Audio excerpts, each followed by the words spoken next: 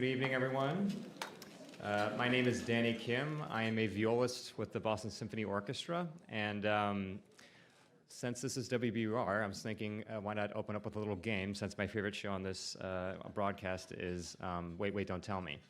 So, one thing that a lot of people always find interesting are instruments. Can anybody guess the year that this instrument was made? It's a viola, and as a hint, it's the same year that Beethoven was born.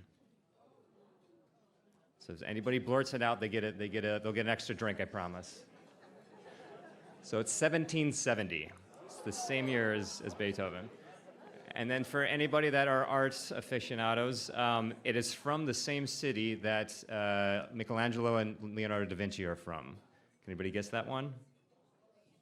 Florence, good job. So this was made in 1770 by a maker named Giuseppe Gabrielli in Florence. So I'm going to play some music for you tonight. The first piece I'm going to play is by my favorite composer, Johann Sebastian Bach.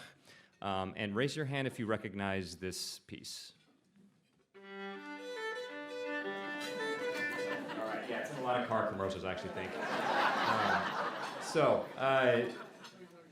Interesting thing about that's actually a part of a dance suite that has 6 movements, and that's the first movement. So there are 5 other movements, so I'm going to play the ones that follow that, the next 2 movements. So this is called the Allemande, followed by the Courante.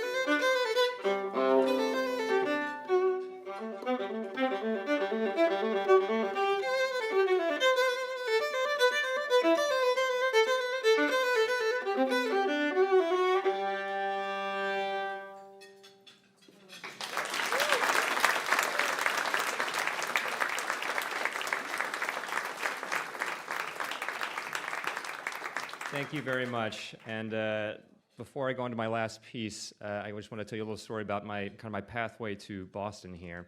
And so long ago, my father was growing up in Korea, and he emigrated to the United States to study music. He's a violinist.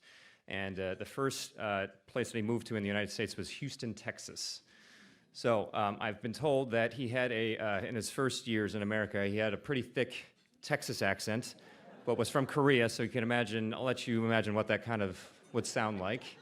And also got me thinking, what if he had actually moved to Boston first and what that would sound like with that accent? But anyway, his first serious violin teacher was a man named Louis Krasner, who also taught at the Tanglewood Institute. Tanglewood is the Boston Symphony's summer home, so we move up there every summer. So when my dad was a young student, he went to Tanglewood as a student and then got to learn to love the Boston Symphony. And when I was a child, he would show us those recordings and just say it was the greatest orchestra in the world and also a wonderful, wonderful city. So when I was the same age as my father, when I was eligible to apply to Tanglewood, the first thing on my list was Tanglewood because my father spoke so highly of it. So also, when I was there, I heard the Boston Symphony for the first time. I got to experience the incredible cultural institution that is, and it also inspired me to really want to try to get in this orchestra. And I was lucky enough to do that 5 years after I was a student. So this was back in 2016 when I joined. Thank you. So it's because of these incredible cultural institutions like the Boston Symphony, WBUR, Boston University, where I also teach. I just taught there yesterday, across the street. This is what attracts and inspires so many people from all over the world to come to Boston and experience how wonderful this city is. So I want to thank all the board of directors of WBUR and the trustees of Boston University and all for you for letting me be a part of this incredible night. Margaret, thank you very much wherever you are. I really appreciate it. This is an incredible space. I played here a year ago, but I've always wanted to come back, so this is really special. Thank you.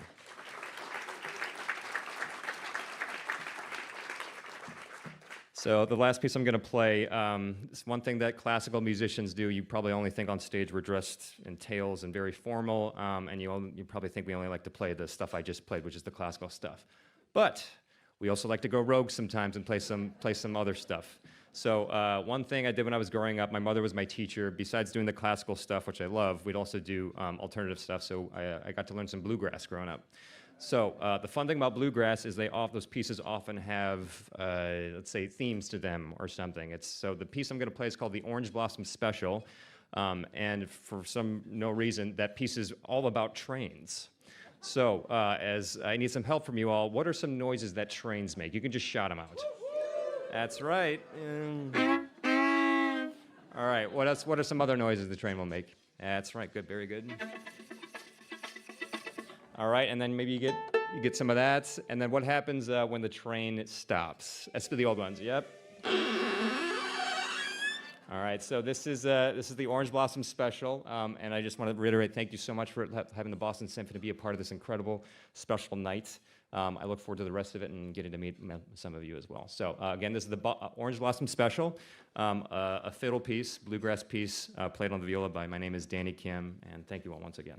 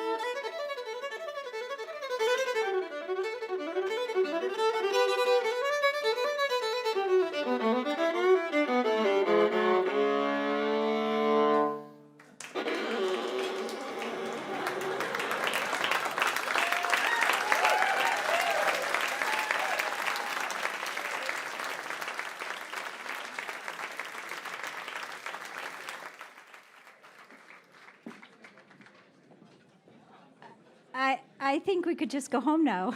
That was so great. Hello and welcome. I'm Margaret Lowe, WBUR CEO, and that was the BSO's Danny Kim. Let's give him another round of applause. I don't think any of us will ever think about the viola the same way again. Thank you, Danny. That was magnificent, and so are you. One more round of applause for Danny Kim.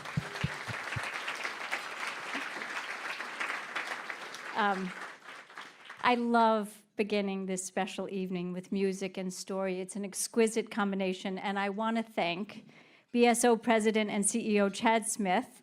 He is one of Boston's newest and most inspiring leaders, and he helped us imagine how we might open tonight. Chad, please wave hello. Everybody in Boston should know you. So my question to Chad is, who needs glamorous LA when you can have brilliant Boston?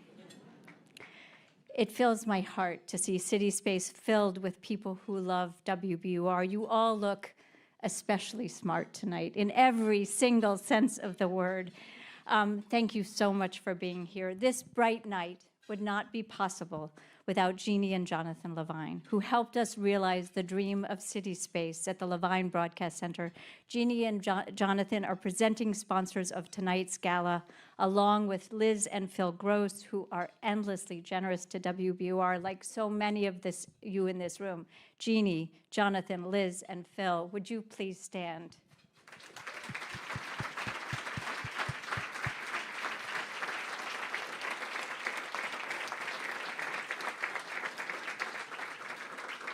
I did warn them that I might do this to them. Thank you so much. We are so lucky to have you in our lives and here tonight. I also want to express my profound gratitude to WBUR Board Chair Paul Gannon, here with his peerless wife, Patty Gannon. So Paul, I should say, is the best board chair imaginable. He is fiercely smart, he's strategic, and he is totally supportive, not just of me, but of WBUR. And we've been at this together for nearly 4.5 years now, and I could not ask for a better partner. Thank you, Paul. Thank you, Patty. Would you please stand?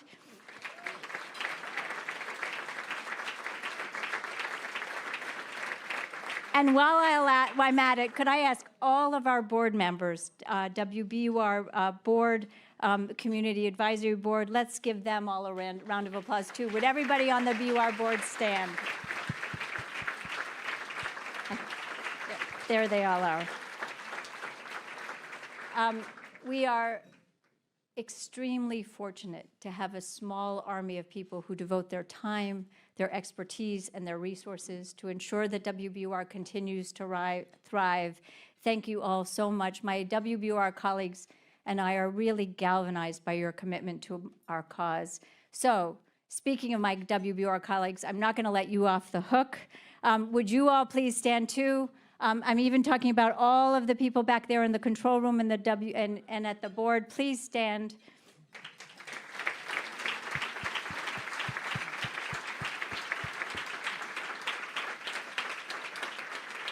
Thank you all so much. I have to say, I am in awe of my WBUR colleagues. This is a tough time for journalism. It's a tough time for WBUR. It is also a crucial time for the work that we do. When there's a desperate need for thoughtful, fair, trustworthy coverage, when there's a war on truth, when misinformation and disinformation rule the day, when our country is more fractured than it was even a year ago, and the presidential election is just 6 months away. When the war in the Middle East has sparked a war at home and on colleges' campuses across Boston and across the country, when the reality of climate change is inescapable and people really want to know what they can possibly do to make a difference, you turn to NPR and you turn to BUR to help you understand what's unfolding and to get some needed perspective. Thank you. I think there's another reason you turn to us too, because I believe that we breathe humanity into our daily lives. We know that life is more than about the worst thing that happened in the world on any given day. We all need an occasional dash of joy and surprise. We need music, we need books, we need art, we need food, we need fun to round out our days, to feel our curiosity and occasionally even warm our hearts, to give us reason to hope so that we can get up again tomorrow and do it all over again. So there is so much we have to be proud of. Our most ardent fans tell us WBUR is essential in our lives. They say WBUR makes the world a better and more informed place. They say WBUR is a lifeline, the news source they trust most. So I ran into a loyal listener over the weekend, and when she saw me, her eyes welled with tears, and she said, "Are you going to be okay?" "We need you," she said. "I need you." "We are," I said. "We are." I have dedicated my entire life to journalism in the public interest out of a conviction that the work we do is of vital importance to our city and our country. We have to find a way to sustain a public good that has been nurtured for more than half a century, and I know we will. I am a relentless optimist. I'm also a realist, and I do see bright days ahead. WBUR is brimming with talent and ambition, and we're building a path to the future, but that takes time and it takes resources. It's clear that for WBUR to stay strong, we need you. We need everyone in the community to dig as deep as you possibly can. And I know you will rally because so many of you already have, and that's why I say with confidence, yes, we will be okay. We'll be better than okay, and if any town can do it, Boston can. Thank you.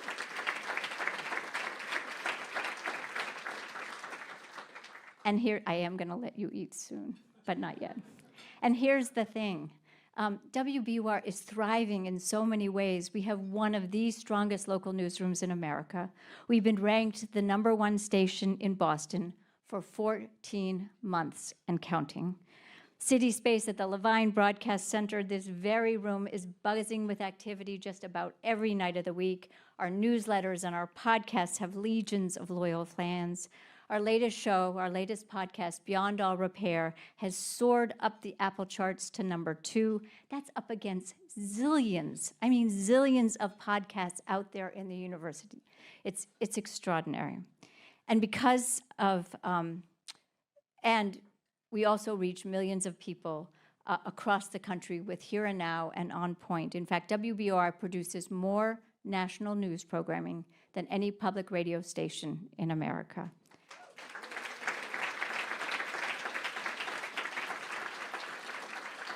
And because of the quality of our journalism and the enormous reach we have, and because I like to say that people really love working with my WBUR colleagues, we have so many distinguished editorial partners, from the Washington Post to ProPublica to El Planeta closer to home. Add to that, we are in the middle of a digital transformation. We're modernizing our technology to personalize our relationships with everybody who engages with WBUR. We're using data to understand our audience and to fuel our future. We are not complacent.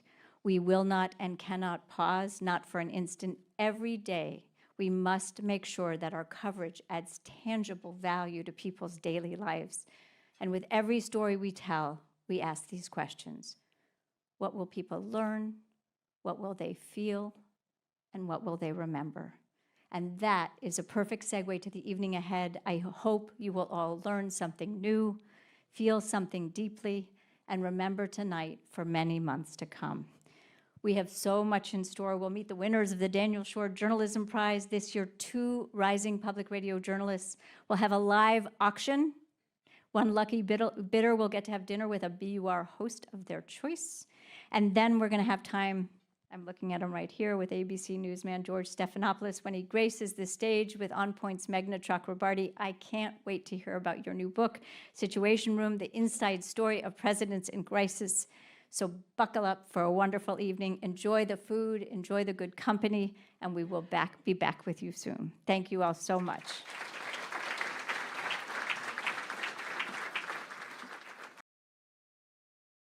It's now my privilege to introduce tonight's special guest, George Stephanopoulos. the anchor of Good Morning America, and this week with George Stephanopoulos. Before journalism, Stephanopoulos had a storied career in politics. He rose to early prominence as many of us remember, as communications director for Bill Clinton 1992 presidential campaign, and he ultimately became White House communications director. And I didn't know this, George, but you were born in Fall River. And he worked on the Dukakis campaign, so the Massachusetts connection runs deep. It's totally fitting that you're here with us tonight. We are over the moon that he's here with us because his new book isn't even in bookstores yet, but we get a chance to talk to him about the Situation Room, the inside story of presidents in crisis. Everybody here is going to get a copy of the book before you leave. You just can't tell anybody because it's actually not available for 2 more weeks. You'll all get a copy at the end of the evening. With that, please welcome George Stephanopoulos. He's here with a woman, Meghna Chakrabarti, one of the most magnificent minds in journalism. Take it away. Thank you. Thank you, Margaret. Well, I was going to ask George, how about that Dukakis campaign? I learned a lot from the Dukakis campaign.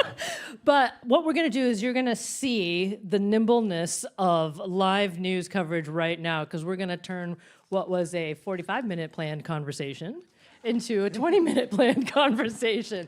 But so the book is terrific, and there were stories in there that I had never heard of before, and they really opened my eyes about not just the Situation Room itself.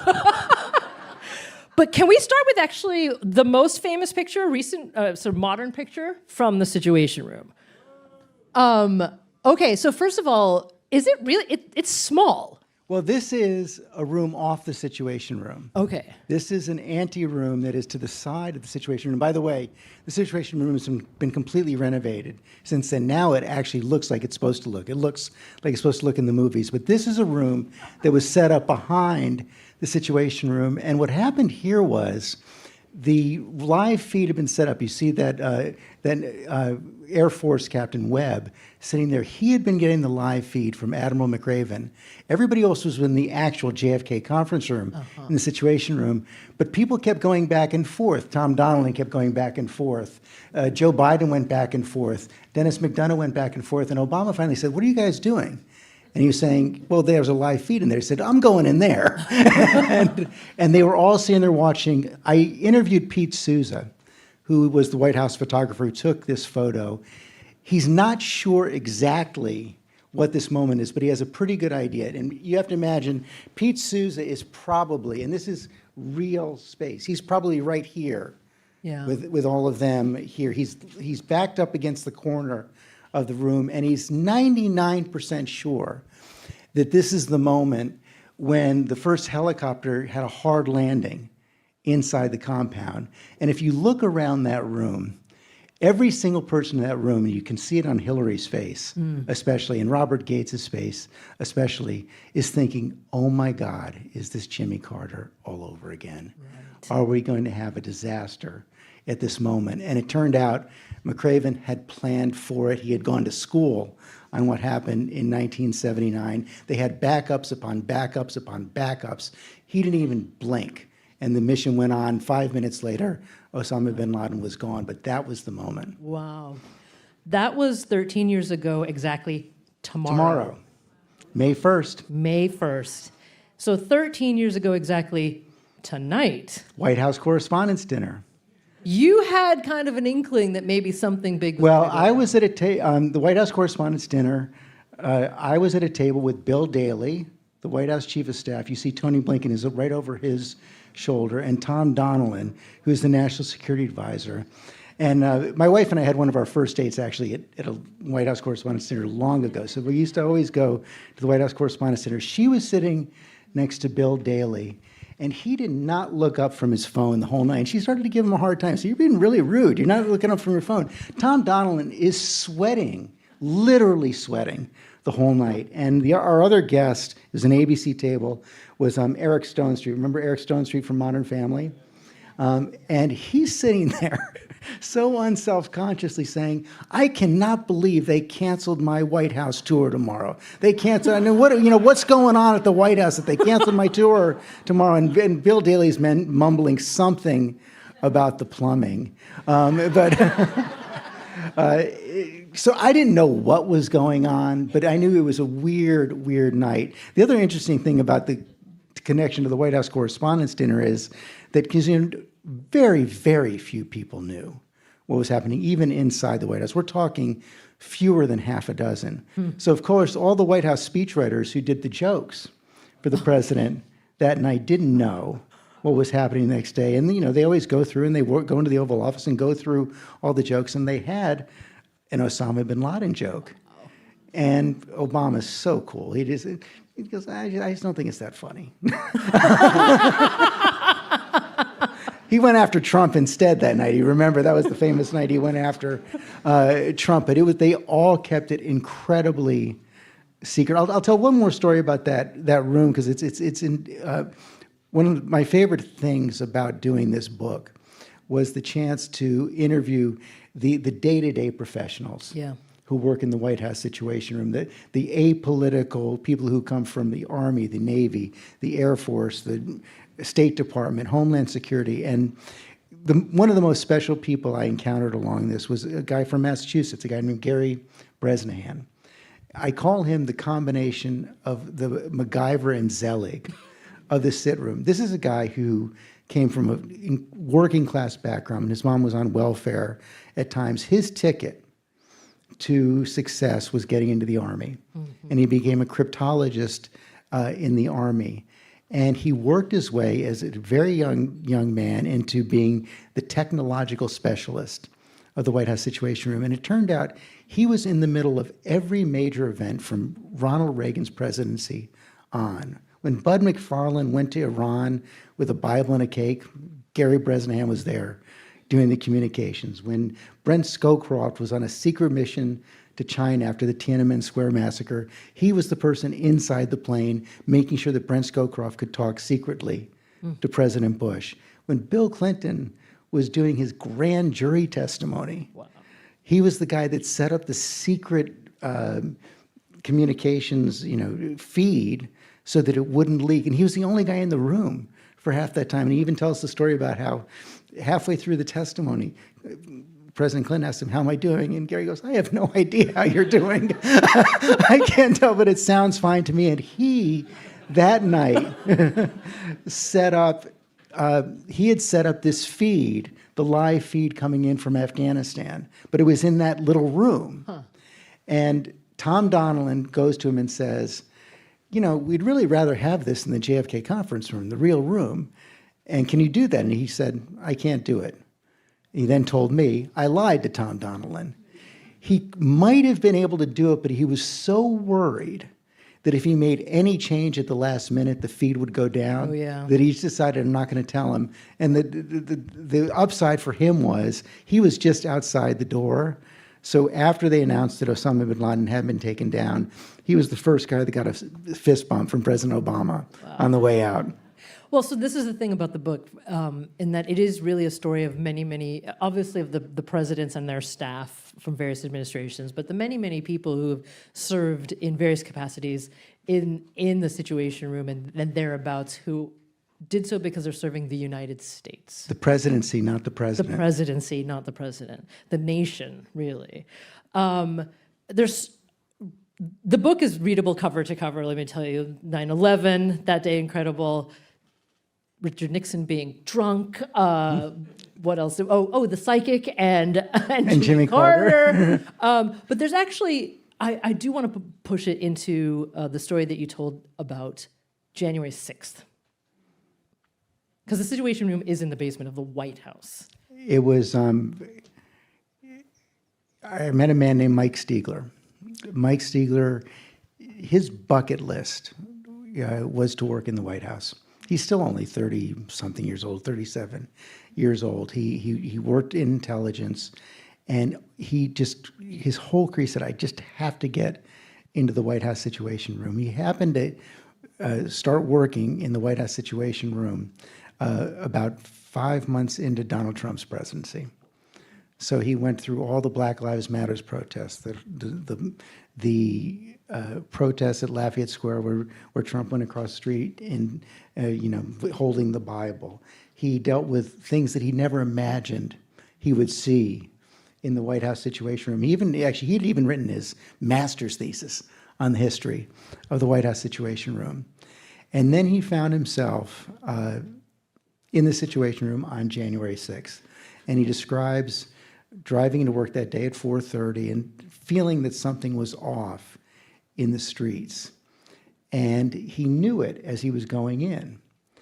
And then everything starts to unfold down at the Ellipse after the president's speech as the crowd starts to go into the Capitol.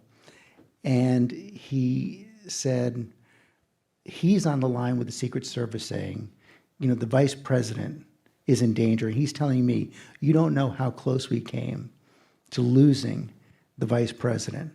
And this is in the moments where Donald Trump is tweeting to the world that the vice president has no courage. And he's, at this moment, being told to implement something called continuity of government operations. Have you heard of that before? It was something set up under Eisenhower. And it's the series of things that the government must do when they believe the government is going to fall. There are secret rooms in West Virginia and Pennsylvania and places we may not even know. There's an elaborate chain of command for who's going to replace whoever gets killed in the moments of a coup. This had been implemented only once before since Dwight Eisenhower, and that was on 9/11, and they were implementing it because of a crisis inspired by the President of the United States. Think about that. I mean, it's really unbelievable. The Situation Room has been set up to deal with the Cold War. It was set up after the Bay of Pigs to deal with the Cold War. It had to operate after the assassination of John F. Kennedy. It had to operate, and I have transcripts of what was going on inside the Situation Room after the attempted assassination of Ronald Reagan. You had people rush to the Situation Room on 9/11 when they believed it was going to be under attack, and they all refused to leave, even to the point where they would all collect their Social Security numbers and names for a kill list in case they didn't survive that day. But on this day, on January 6th, they were sitting there defending the White House, defending the integrity of the government against an insurrection inspired by the president. It's kind of a mind-boggling, and it was mind-boggling to Mike Stiegler, and he's still affected by it to this day. In fact, he and a few of his friends who served that day, they still, every January 6th now, they have for the last several years, they go have a toast at the Lincoln Memorial to toast to the survival of their government. But he believed that in those moments on that day that it might not have survived. Well, and also given that it's in the basement of the White House. And he never called, and they never called him. Yeah. Because he didn't care. He did nothing. After he came back to the White House, he did absolutely nothing for 187 minutes. So this actually brings me, if I may, George, the book is excellent. You will read it cover to cover. Please do. I do. We've never met before, so I'm just No, going to be greedy. And I'd like to talk with you about this election. Please. So first of all, in order to do that, I just want to travel back in time a little bit to 2019, summer of 2019, where you were granted basically exclusive access to Oh, then my 30 President hours with President Trump. Donald Trump, 30 hours with Donald Trump. Very, very good ABC News special. And the first part of the special, actually, you get to go in a ride in the Beast, the presidential limo. And it's quite interesting because you talk with him about polling numbers, which he just rejects as not being real. And you're like, no, they're real. He says, no, they're not. I have my own numbers. And you're like, well, no, everyone knows the numbers. He says, no. He eventually has to, he pauses the conversation to go off record so he can talk to Brad Parscale, his then Right, yeah. campaign manager, to check the polling numbers. We'll come back to that in a second. Then also the Mueller report comes up. I'm going to ask you how you kept your cool during all this, but and he says it said no collusion, and you're like, actually, I didn't say that. And he's like, no, it says right there in the report, no collusion. Did you read the report? And George is like, yes. Yes, I did. But he keeps insisting. Okay, that's background for this scene that we're about to see. So that happened on one day. The next day, in the Oval Office, this happens. For instance, on Good Morning America today, they had that phony polling information. I explained to you last night that it was phony, but you didn't do anything about it. You should have, but it was late in the evening and perhaps you didn't get a chance. I've studied those polls. I've heard the explanations for them. Ultimately, it doesn't matter. But why does it bother you so much? Because it's untrue. I like the truth. You know, I'm actually a very honest guy. If I thought they were correct, I wouldn't be complaining at all. I understand that. It's like the witch hunt that goes on.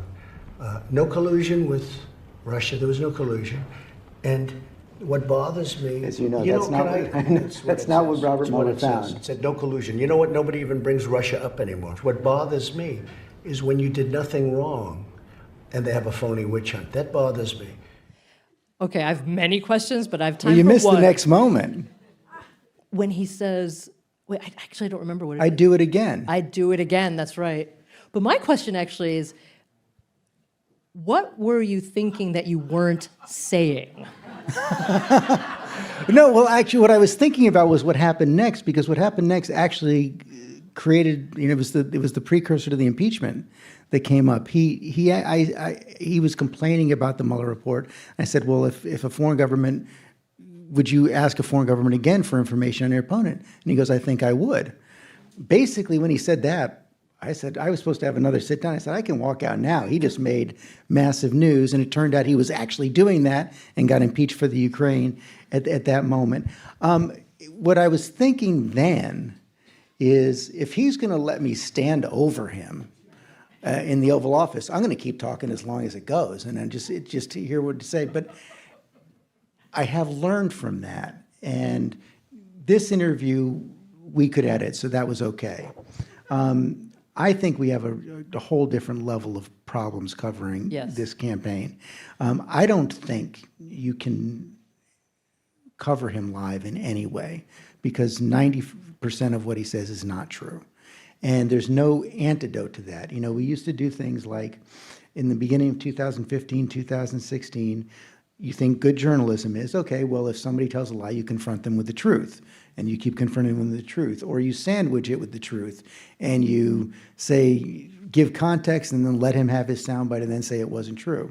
I now realize you can't do that. I will not put in any of our broadcasts anything that he says that is demonstrably untrue, even if you come out of it and say it's not true. We don't put it in anymore. The problem with that, well, thank you, but there's a problem. Here's the problem with that. The problem with that then is if you then only include in pieces where you're covering him sort of the anodyne things that he might say, it ends up sanitizing what is actually happening, normalizing what he's doing. Because if you actually showed what he says in most speeches most of the time, I think most people, not all, would think this is someone who's off his rocker.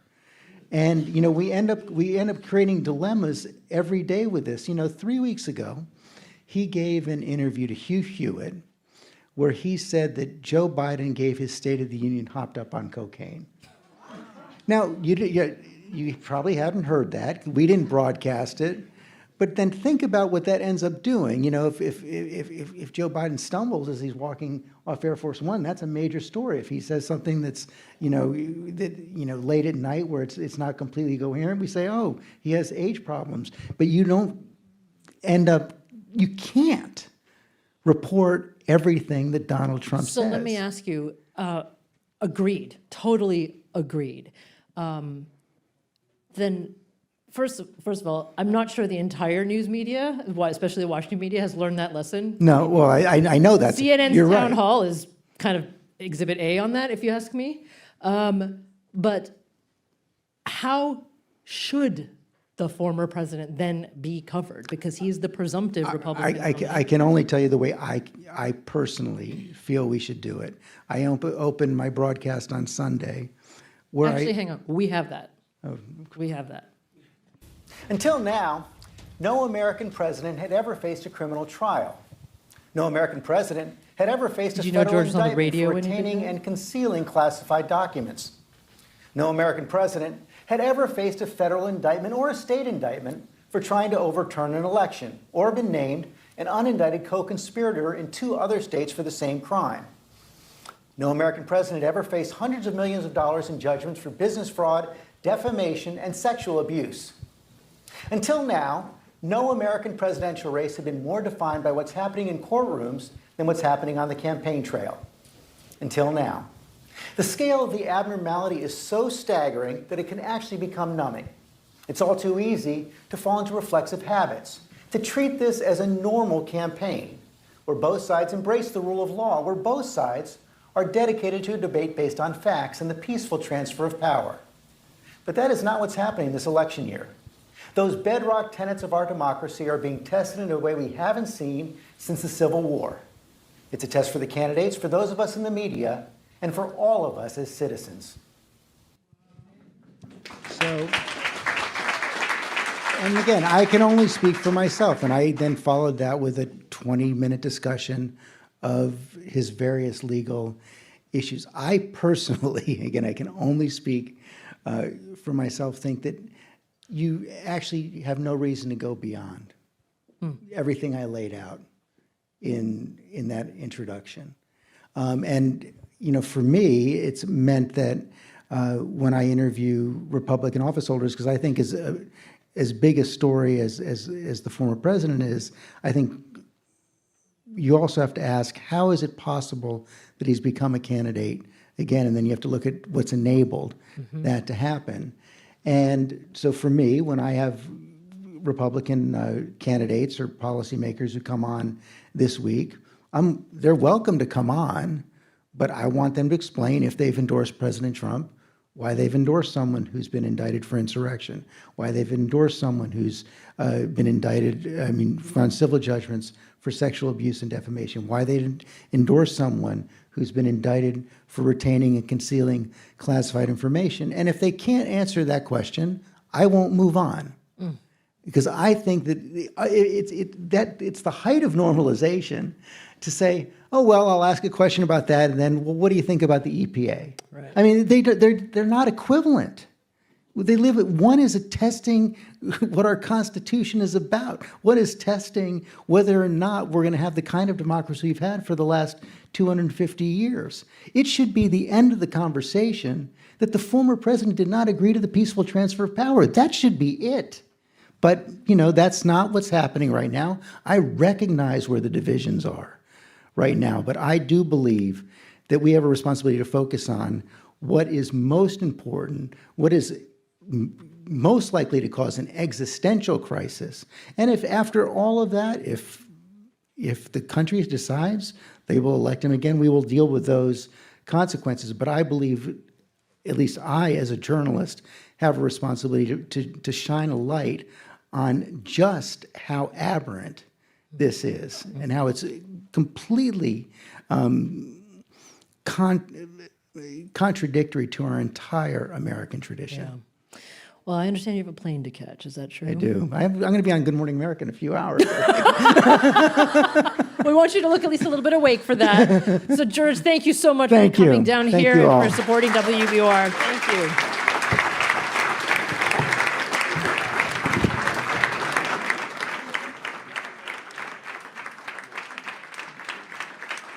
Thank you.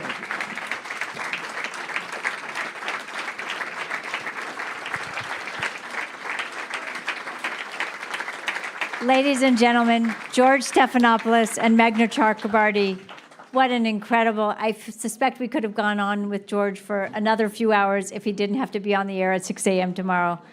I just want to say my thanks to all of you. We couldn't do any of this without you, with your enduring support. I'd love to give you a chance to give yourselves a round of applause.